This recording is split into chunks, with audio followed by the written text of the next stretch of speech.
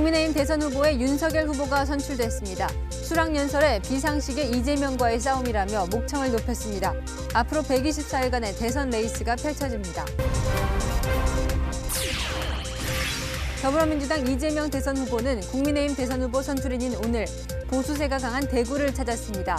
이 후보는 자신은 좌우를 따지지 않는 정책 실용주의자라며 보수층의 지지를 호소했습니다. 유동규 전 성남도시개발공사 본부장이 검찰 압수수색 전 정진상 부실장 말고도 복수의 인물과 통화를 시도한 의혹이 있다고 야당이 주장하고 나섰습니다. 유 전 본부장의 최측근 정민영 변호사가 통화자에 포함됐을 가능성도 제기됐습니다. 마지막 통화를 둘러싼 의혹 집중 분석합니다. 요소수 재고가 시장에 한 달치밖에 남지 않은 가운데 생계가 달린 운전자들은 아예 해외 직구로 눈을 돌리고 있습니다. 하지만 이마저도 조만간 가격이 뛰고 물량 구하기 어려워질 것이란 우려가 나옵니다. 이거 얼마나 걸리는지 여쭤보려고. 일주일 미국에서 발송돼요. 딱 한 번에 보낼 수 있는. 한 번 보낼 때 5개? 항공으로 가죠, 항공으로. 정부가 코로나19 신규 확진자 수가 7천 명까지 늘어날 경우를 대비해 수도권에 병상 1,000여 개를 추가로 확보하라는 행정명령을 발동했습니다. 병원들은 이를 맡을 인력이 부족하다며 난감한 기색입니다.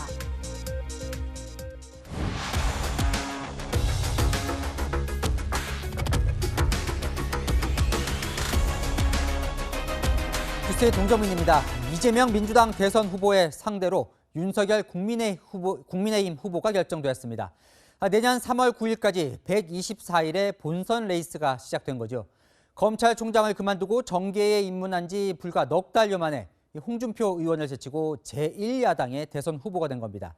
이 수락연설에선 국민에게만 충성하겠다며 윤석열 사전엔 내로남불은 없을 것이라고 목소리를 높였습니다. 정권 교체도 수차례 외쳤지만 이 당심과 민심의 괴리는 숙제로 남아 있습니다. 윤석열 대선 후보의 선출 모습부터 안보겸 기자가 보도합니다. 내년 3월 9일 치러지는 20대 대통령 선거에서 이재명 더불어민주당 대선 후보와 맞붙을 국민의힘 후보로 윤석열 전 검찰총장이 확정됐습니다. 자랑스러운 우리의 윤석열 후보입니다. 모두 손을 들어 환영해 주십시오. 윤 후보는 당원 투표와 여론조사를 50%씩 반영한 최종 득표율에서 47.85%를 기록하며 홍준표 의원을 6.35%포인트 차이로 따돌렸습니다. 여론조사에서는 홍 의원에게 10.3%포인트 뒤졌지만 당원 투표에서 22.9%포인트 차로 압도적인 승리를 거둔 겁니다. 유승민 전 의원이 7.47%, 원희룡 전 제주지사가 3.17%로 뒤를 이었습니다. 이준석 국민의힘 대표는 윤 후보에게 당 공식 점퍼를 입혀주며 축하했습니다. 윤 후보는 원팀부터 강조했습니다. 이제 우리는 원팀입니다. 정권 교체의 대의 앞에 분열할 자유도 없습니다. 우리 모두가 단결해야 합니다. 문재인 정권과는 또 한 번 각을 세웠습니다. 저희 경선 승리를 이 정권은 매우 두려워하고 뼈아파할 것입니다. 조국의 위선, 추미애의 오만을 무너뜨린 공정의 상징이기 때문입니다. 이재명 민주당 후보와의 대결을 상식과 비상식의 싸움으로 규정하며 반드시 정권 교체를 하겠다고 강조했습니다. 상식의 윤석열과 비상식의 이재명과의 싸움입니다. 합리주의자와 포퓰리스트의 싸움입니다. 약탈의 대한민국에서 공정의 대한민국으로 바꾸겠습니다. 윤 후보는 내일 서울시장 방문으로 후보로서 첫 일정을 시작하고 이준석 대표를 만나 청년층 공략에 나섭니다. 다음 주에는 광주를 방문합니다. 채널A 뉴스 안보겸입니다. 경쟁이 워낙 치열했기에 원팀이 될 수 있을까도 관심이 컸는데요. 세 후보 모두 깨끗하게 승복하겠다며 윤석열 후보와 포옹을 했습니다. 그동안 날을 세워왔던 홍준표 후보도 힘을 합쳐 정권 교체에 나서달라 말은 했지만 본선에서 자신의 역할에 대해서는 후보별로 미묘한 입장차를 보였습니다. 조영민 기자입니다. 경선에서 패배한 홍준표 국민의힘 의원과 유승민 전 의원, 원희룡 전 제주지사는 곧바로 승복 메시지를 내놨습니다. 경선 결과에 깨끗하게 승복합니다. 저 유승민은 경선 결과에 깨끗이 승복합니다. 저 원희룡도 깨끗이 승복합니다. 이준석 국민의힘 대표는 경선 불복 논란을 겪은 민주당과의 차이라고 강조했습니다. 모두 승복한다는 의사를 밝히고 민주당과는 다르게 아주 이렇게 원팀이 되는 모습을 보여줬기 때문에 저는 우리 윤석열 후보의 지지율이 아마 곧 또 상승세 곡선을 타지 않을까 그런 생각을. 한 목소리로 승복을 말했지만 앞으로의 역할에는 온도차를 보였습니다. 원전 지사가 가장 적극적이었습니다. 정권 교체의 4개월간의 길 만만치만은 않을 것이고 우리가 원하는 대로만은 되지 않을지도 모릅니다. 저 원희룡 역시 여러분과 함께 최선의 역할을 다하기 위해서 모든 것을 바치겠습니다. 감사합니다. 유 전 의원은 대기종군하겠다며 화합을 강조했습니다. 저를 지지해 주셨던 분들께 부탁드립니다. 이제 경선 과정에서의 일은 모두 잊으시고 당의 화합과 정권 교체를 위해 함께 힘써 주시기 바랍니다. 홍준표 의원은 전당대회장에서는 합심을 강조했지만 윤석열 후보님께 축하드리고 국민 여러분들과 당원 동지 여러분들이 모두 합심해서 정권 교체에 꼭 나서 주도록 당부드립니다. 전당대회가 끝난 뒤 SNS에 올린 글에서는 민심과 거꾸로 간 당심이라며 자신의 역할은 여기까지라고 적었습니다. 완전한 원팀까지는 국민의힘도 시간이 걸릴 것으로 보입니다. 채널A 뉴스 조영민입니다. 그럼 윤석열호 선대위에 이제 누가 탑승할지도 관심인데요. 경선 과정에서 우회 지원을 했던 이 김종인 전 국민의힘 비대위원장이 이제는 전면에 등장할 것으로 보입니다. 이준석 당 대표와 함께 이재명 후보 공격수 역할을 했던 윤희숙 전 의원도 복귀할 것으로 전해졌습니다. 송찬욱 기자입니다. 윤석열 국민의힘 대선 후보 선거대책위원회에는 김종인 전 국민의힘 비상대책위원장이 중심에 설 것으로 알려졌습니다. 국민의힘 핵심 관계자는 김 전 위원장의 정치 여정을 담은 만화책 출판 기념회 직후 원톱으로 선대위에 모실 계획이라고 밝혔습니다. 이르면 오는 16일 총괄 선거대책위원장으로 합류할 가능성이 높습니다. 김 전 위원장은 오늘 자신의 역할에 대해 후보가 알아서 할 얘기라며 말을 아꼈습니다. 윤 후보는 김 전 위원장의 도움을 공개적으로 요청했습니다. 경선 과정에서도 어떤 유익한 조언도 해주시고 이래서 도와주실 거로 생각은 하는데 상임선거대책위원장을 맡게 될 이준석 대표는 빠른 선대위 구성을 예고했습니다. 후보랑 상의해서 저희가 곧 발표를 해야 될 부분이고요. 선대위를 저희가 후보 선출이 늦었기 때문에 통상적인 기간보다 좀 빠르게 진행하자라는 이야기가 있습니다. 김 전 위원장은 호남을, 이 대표는 2030 세대를 맡는 역할 분담이 예상됩니다. 의원직을 사퇴한 윤희숙 전 국민의힘 의원도 조만간 이재명 공격수 역할에 복귀할 걸로 전해졌습니다. 부인 김건희 씨는 아직까지 공개 행보 일정을 잡지 않았지만 조만간 지원에 나설 거란 관측이 나오고 있습니다. 채널A 뉴스 송찬욱입니다. 문재인 정부의 검찰총장이 국민의힘 대선 후보로 확정되자 민주당은 수사부터 받으라고 압박했습니다. 이재명 후보 선출 때 바로 축하를 보냈던 청와대는 윤 후보에 대해서는 아무런 메시지를 내지 않기로 했습니다. 이어서 전혜정 기자입니다. 더불어민주당은 윤석열 국민의힘 후보와 국민의힘을 싸잡아 비판했습니다.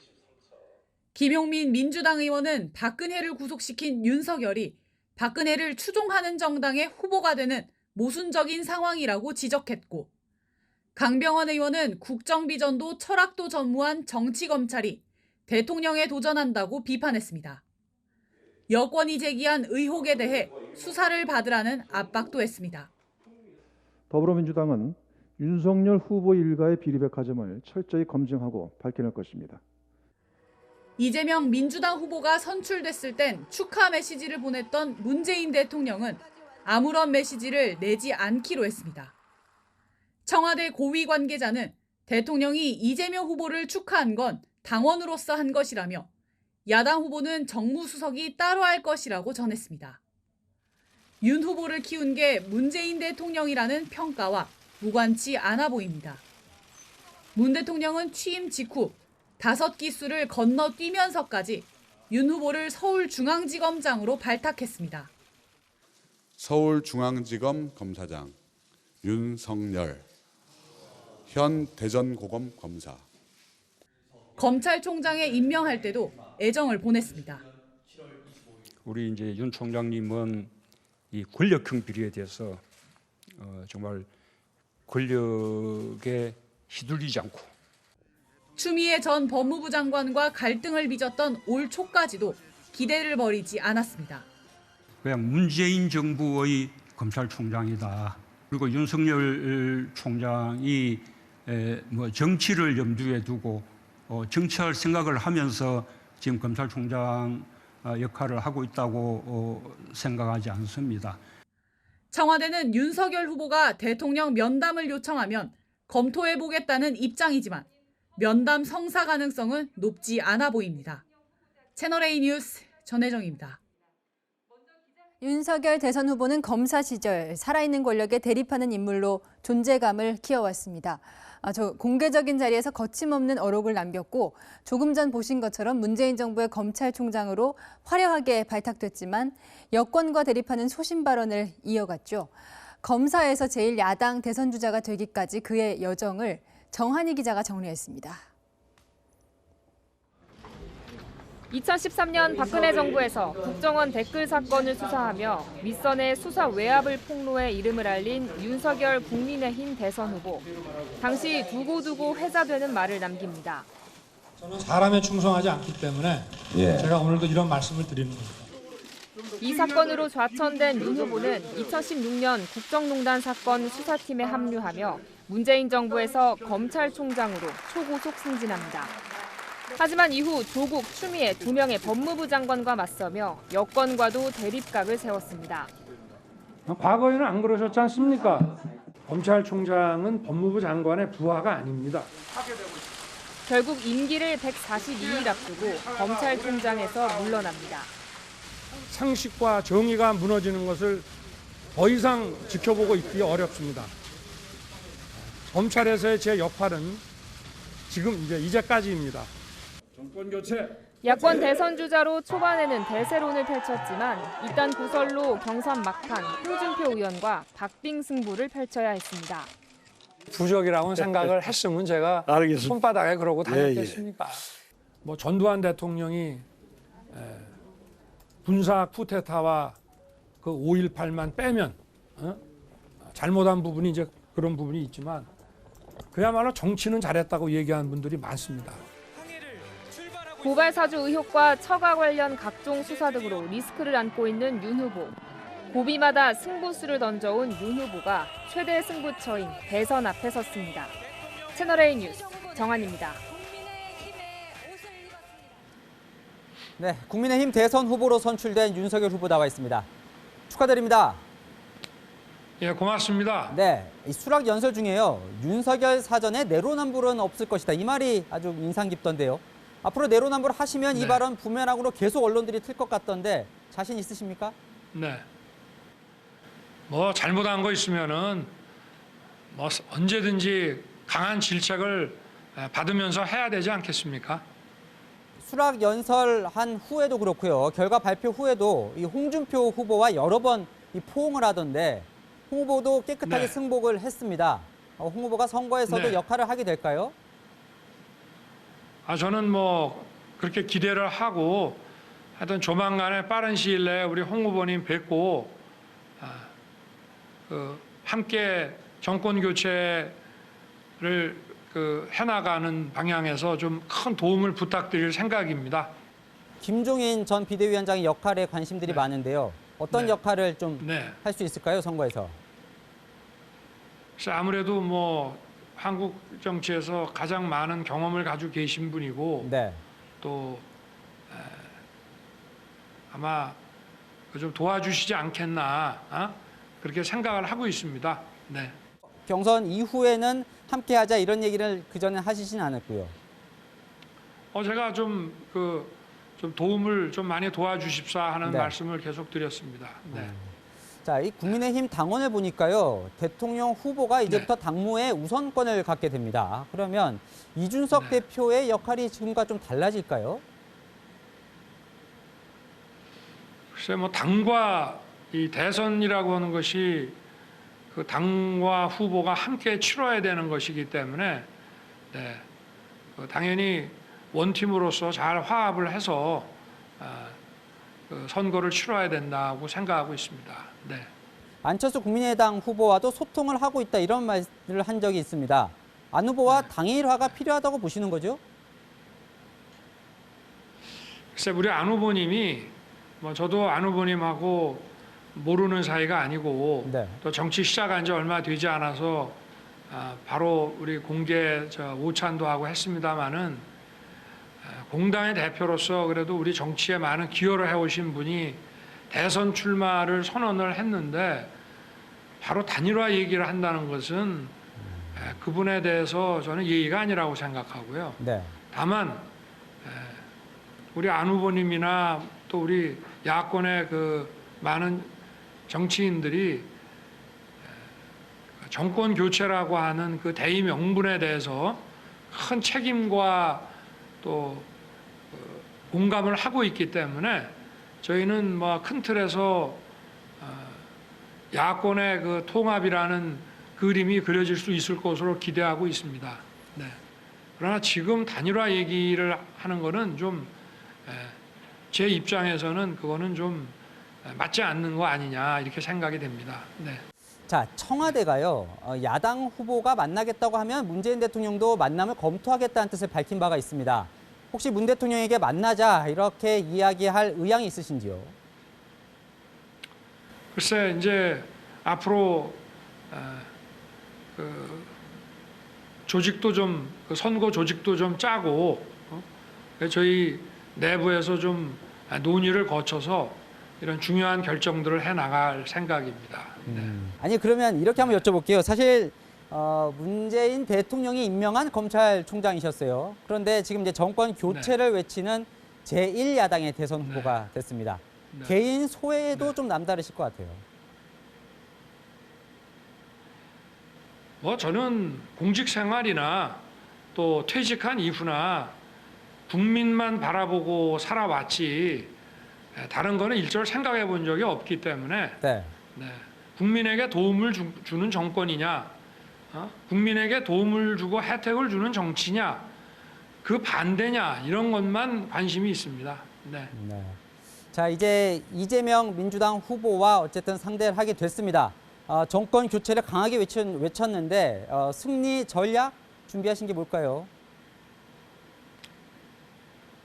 저는 뭐 저 아닌 우리 당의 그 마지막까지 경쟁하셨던 그 세 후보님들이 우리 당의 후보가 됐더라도 상식과 비상식의 대결, 또 합리주의와 포퓰리즘의 대결, 법치와 불법의 이 대결에서 뭐 그런 선거 구도에서 저희는 누가 후보가 되더라도 승리할 것이라고 확신하고 있습니다.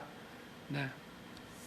자, 이제 내일부터 이제 진검승부 본선이 시작이 됩니다. 시청자 여러분께 이 각오 한마디 전해드릴 시간 드리겠습니다.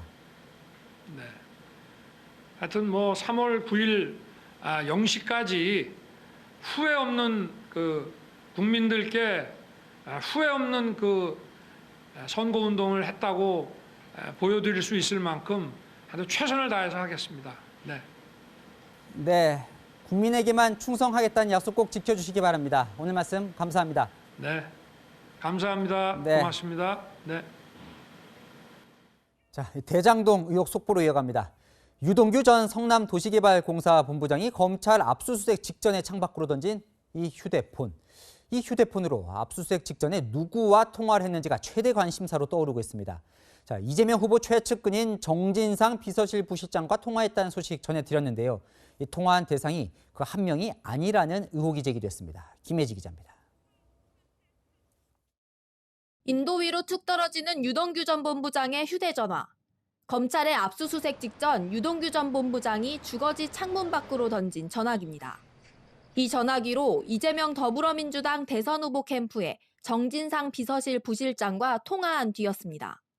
야당에선 휴대전화를 던지기 전 유 전 본부장이 다른 복수의 인물과 통화를 시도한 걸로 의심하고 있습니다. 이들 가운데 포함됐을 가능성이 제기된 인물이 정민용 변호사입니다. 정 변호사는 성남도시개발공사 전략사업팀 재직 당시 대장동 개발 초과이익 환수 조항을 없애는 과정에 관여한 핵심 인물로 유 전 본부장의 측근입니다. 그 초과이익 환수 조항 관련해서 본인이 직접 삭제 지시한 게 맞는가요? 정 변호사는 공사 퇴직 뒤에는 유원홀딩스라는 회사를 세워 유 전 본부장과 동업했는데 검찰은 남욱 변호사가 이 회사에 투자금 형식으로 건넨 35억 원을 뇌물로 의심하고 있습니다. 법조계에선 유 전 본부장과 정 변호사가 강제 수사가 임박한 시점에 핵심 혐의와 관련해 말을 맞췄을 가능성이 있다고 보고 있습니다. 검찰과 경찰은 유 전 본부장의 휴대전화 포렌식 작업을 마치는 대로 통화 상대와 내용 등을 조사할 걸로 보입니다. 채널A는 정 변호사에게 유 전 본부장과의 통화 여부 등을 물으려 전화와 문자로 수차례 접촉했지만 회신을 받지 못했습니다. 채널A 뉴스 김예지입니다. 측근인 정진상 부실장이 유동규 전 본부장 체포 직전에 통화했다는 사실이 드러난 데 대해 이재명 후보는 아직 별다른 언급이 없습니다. 대신 나선 민주당은 우연의 일치일 뿐이라며 엄호했고 국민의힘은 당장 정부 실장을 소환 조사하라고 검찰을 압박했습니다. 자, 윤수민 기자 보도 보시고 유 전 본부장의 압수수색 전 마지막 통화 조금 더 파보겠습니다. 이재명 더불어민주당 후보는 정진상 민주당 선대위 부실장과 유동규 전 본부장 간 압수수색 전 전화통화에 대해 별다른 설명을 하지 않고 있습니다. 어제 SNS상에서만 검찰 수사가 이해가 안 된다며 시시콜콜 수사 내용 흘려 흠집내지 말라고 검찰이 비판할 뿐입니다. 대신 민주당이 정진상 부실장 엄호에 나섰습니다. 공교롭게도 압수수색이 시작되기 직전이었는데 그것은 우연의 일치라고 보여지고요. 그 앞뒤 전후가 어떻게 된 건지 궁금할 수도 있고 굉장히 성실하고 과묵하고 그런 분이라고 하니 그분 말 그대로가 아닐까. 국민의힘은 정부 실장을 당장 소환해 조사하라면서 이재명 후보를 겨냥했습니다.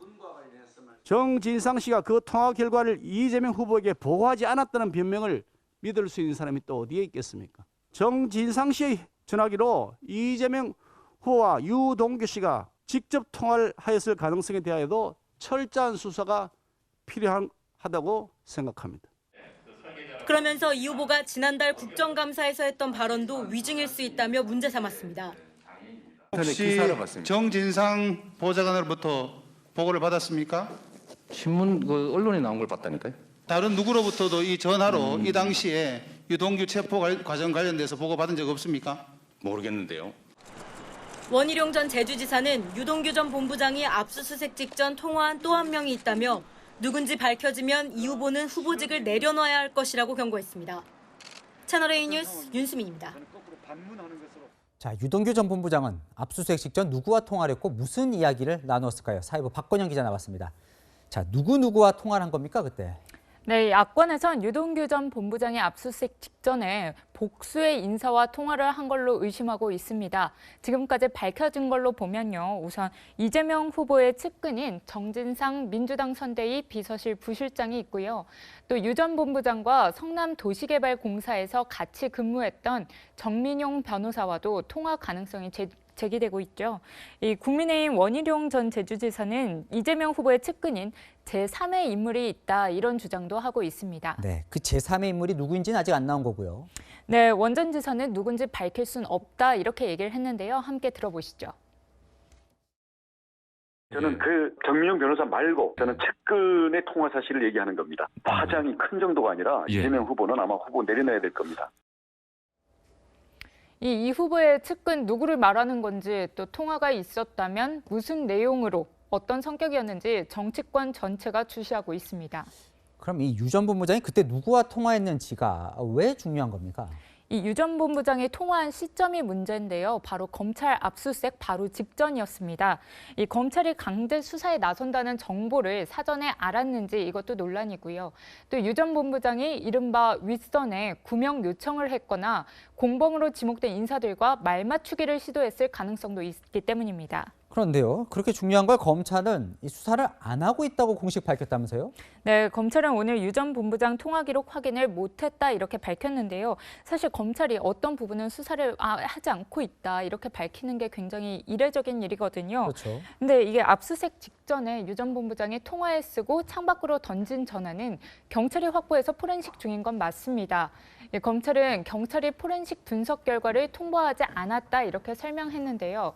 이 수사 시작 한 달이 넘도록 핵심 증거인 유 전 본부장의 휴대전화 분석 내용을 전달받지도 또 확인하지도 못한 걸 자인한 셈이어서 결국 부실 수사 논란과 검경 공조 미흡 논란을 피하기는 어려워 보입니다. 그런데 이런 의문이 들긴 해요. 이 누구와 통화하는지를 밝혀내는 그 수사가 그렇게 어렵습니까? 일반적인 휴대전화 수신과 발신 기록은 통신사를 통해서 법원 영장을 갖고 있으면 확인할 수 있습니다. 네. 다만 각종 SNS 메신저 프로그램이 제공하는 음성 통화 기능으로 통화를 했다거나 혹은 그 기록을 지웠다면 복구하려고 해도 이 포렌식을 하는데 시간이 오래 걸립니다.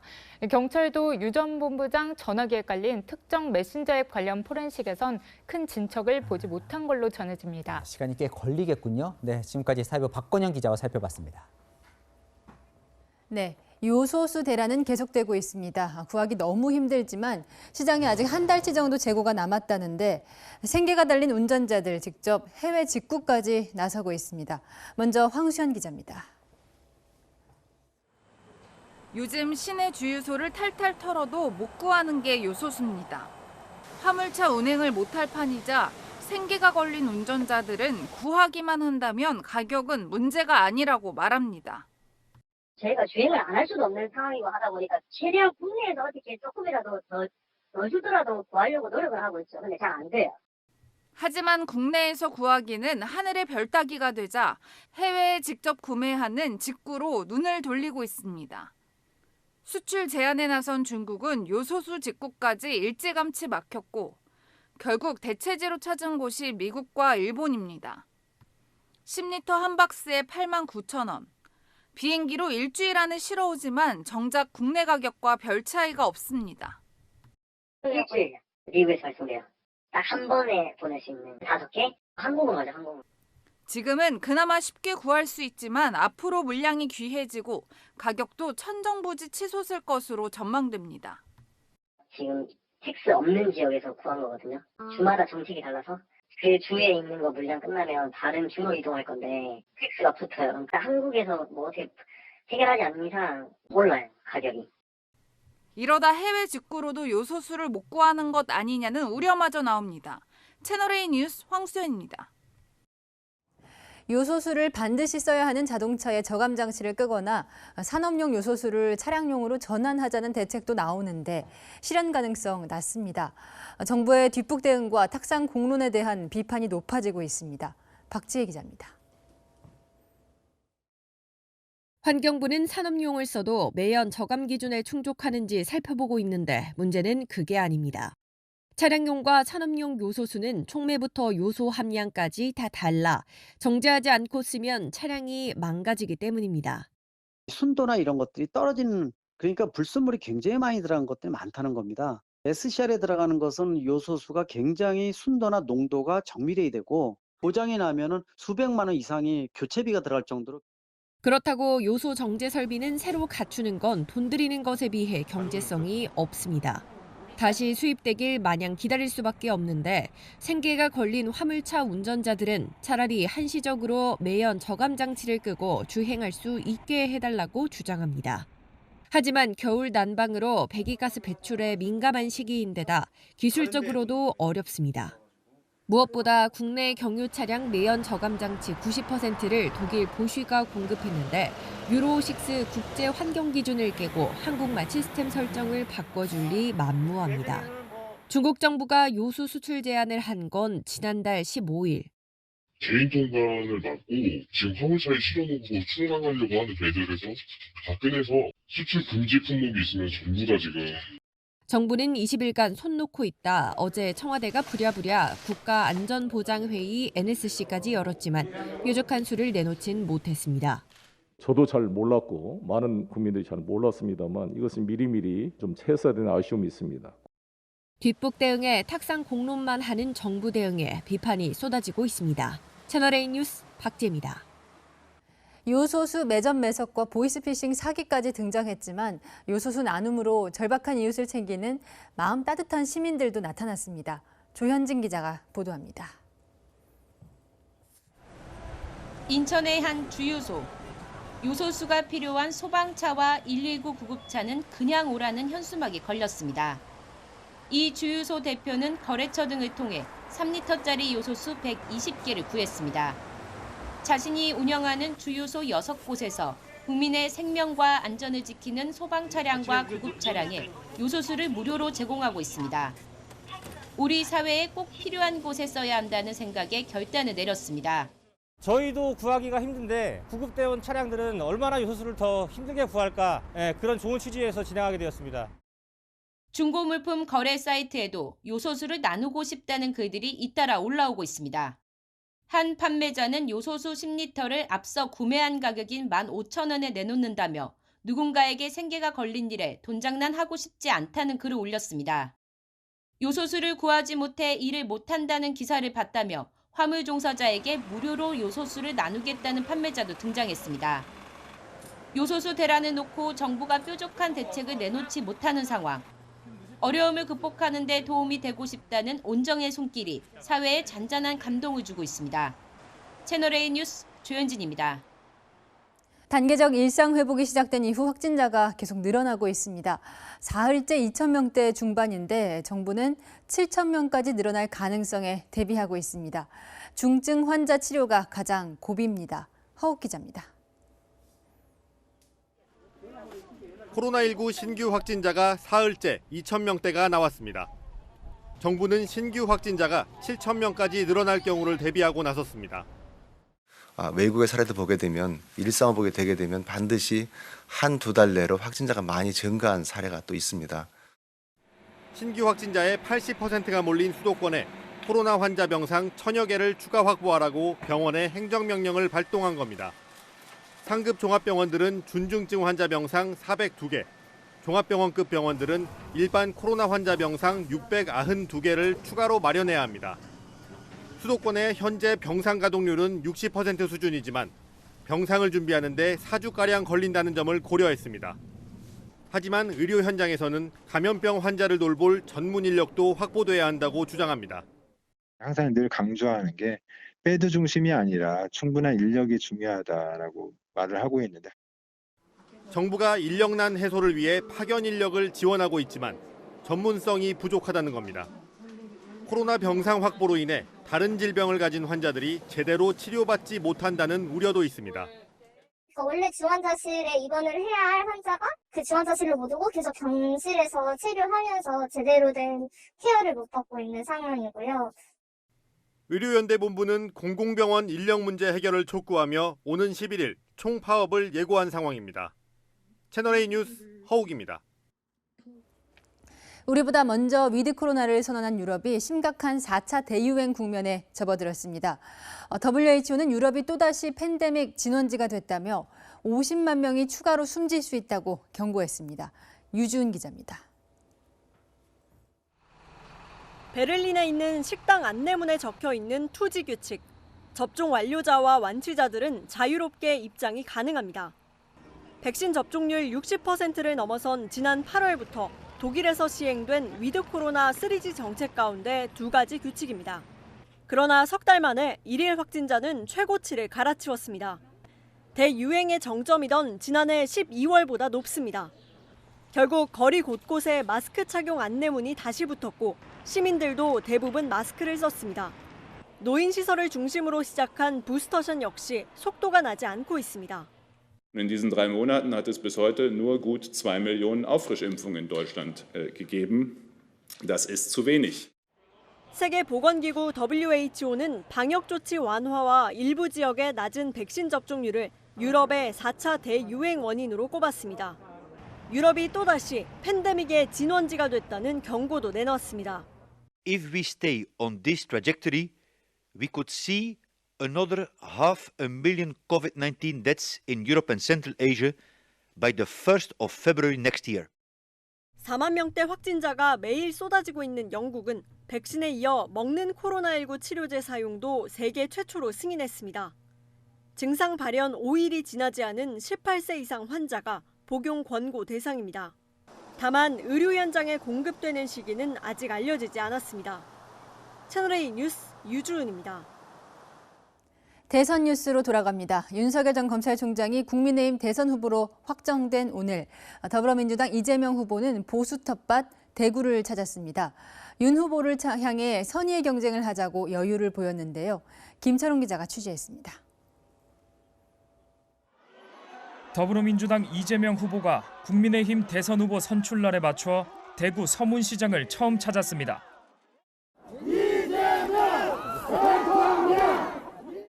대구 최대 전통시장인 서문시장은 선거 때마다 야권 후보들의 발길이 잦은 곳입니다.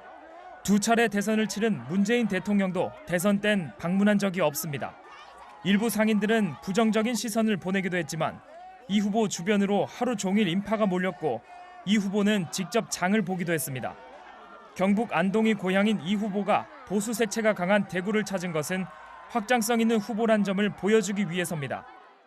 제가 태를 묻은 곳이고 또 앞으로 제 육신도 결국 묻을 곳이기도 한데 우리 대구 경북 경제가 지금보다는 훨씬 더 개선되었으면 좋겠다는 생각이 듭니다. 선대위 출범식에서도 박정희 전 대통령을 언급하기도 했던 이 후보는 자신을 좌우를 뛰어넘는 정책 실용주의자라고 소개했습니다. 유효적절한 정책이면 아니 그게 무슨 안동산이든 무슨 뭐 목포산이든 뭔 상관 있어요?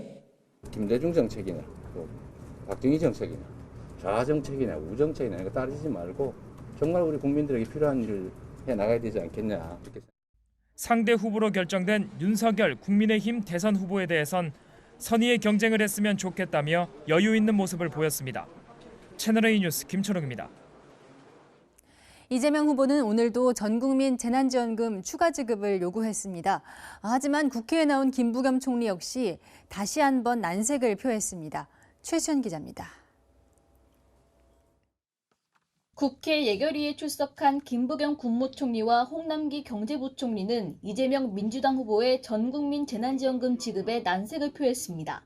제적이라는 게 정말 귀한 거 아닙니까? 작년에 전국민 보편 지급 이후에 사실은 너무나 많은 소모를 치렀습니다. 그리고 과연 이게 옳은 방식이냐에 대해서 아직까지 합의를 못 이루고 있지 않습니까? 전 국민한테 이렇게 드리는 그런 방식보다는 이와 같이 맞춤형으로 필요한 계층과 대상에 대해서 집중적으로 드리는 것이 훨씬 더 효과적이지 않을까. 해체 우는 이런 지적을 받을 정도로 그렇게 일을 하지는 않는다고 생각합니다. 밤을 새워서 뼈 빠지게 일을 하는데 그런 평가를 받는다는 것은 굉장히 좀 억울하다는 생각이 들고요. 이재명 후보가 주문한 지역화폐에 대한 정부 예산의 확대에도 선을 그었습니다. 긍정적 효과도 있지만은 또 이게 많이 쓰는 사람들한테 오히려 혜택이 크게 가는 그런 역전적 현상도 나타나고 있습니다. 지역사랑 상품권이 필요한 데에서는 저는 지자체에서 발행할 수 있다고 봅니다. 정부가 발행을 보조해 주는. 이재명 후보는 오늘도 전국민 재난지원금 지급을 요구했습니다. 이제 국민의 뜻에 따라 결정될 것이다. 여야 정치뿐만 아니라 정부, 당에도 좀 설명을 드리고 또 납득하게 하려고 노력합니다. 당정 간 이견 속에 국민의힘은 중앙선관위에 여당 대선 후보의 추가 재난지원금 추진이 선거법 위반인지 유권 해석을 의뢰했습니다. 채널A 뉴스 최수연입니다.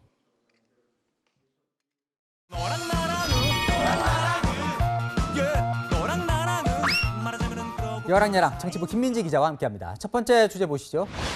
누구 말이 맞았나? 저 누구가 누굽니까? 네, 오늘 최종 대선 후보가 결정된 국민의힘 이야기인데요.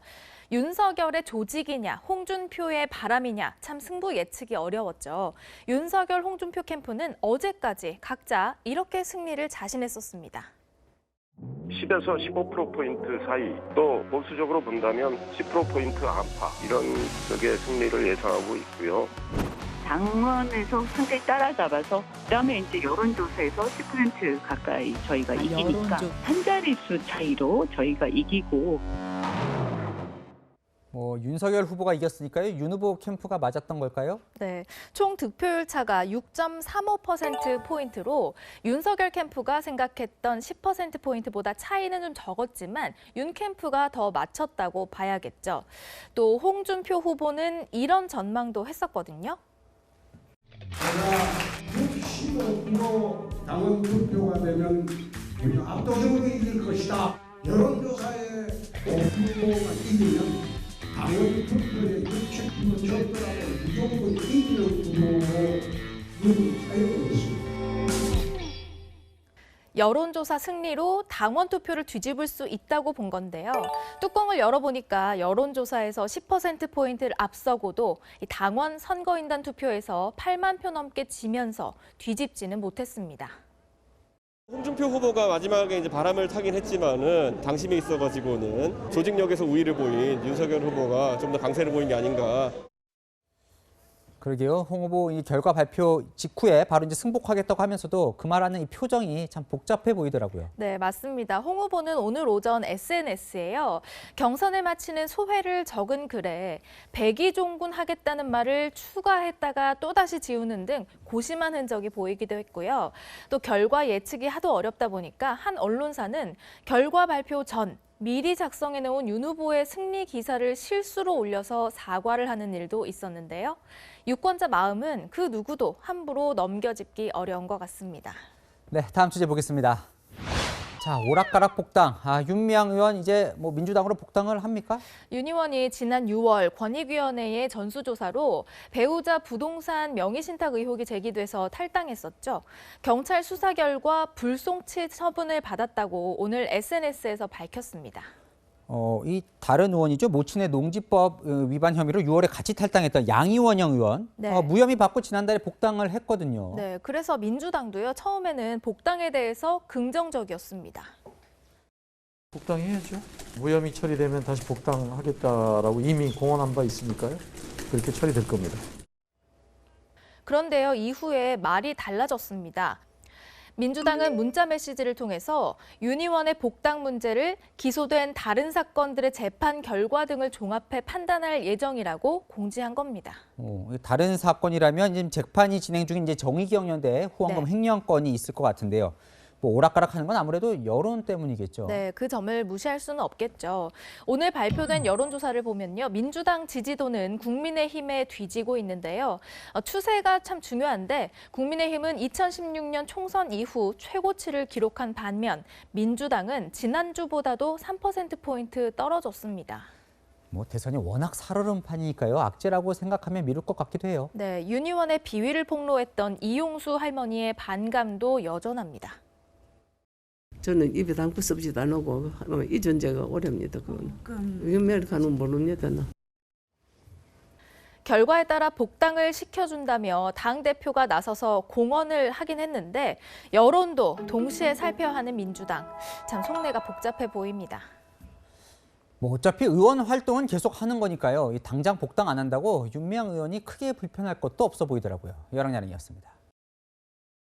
고종 시절 지어진 아름다운 인공섬 경복궁 향원정이 3년 만에 다시 얼굴을 공개했습니다. 과거의 모습을 되찾았다는데 강병규 기자가 보여드립니다.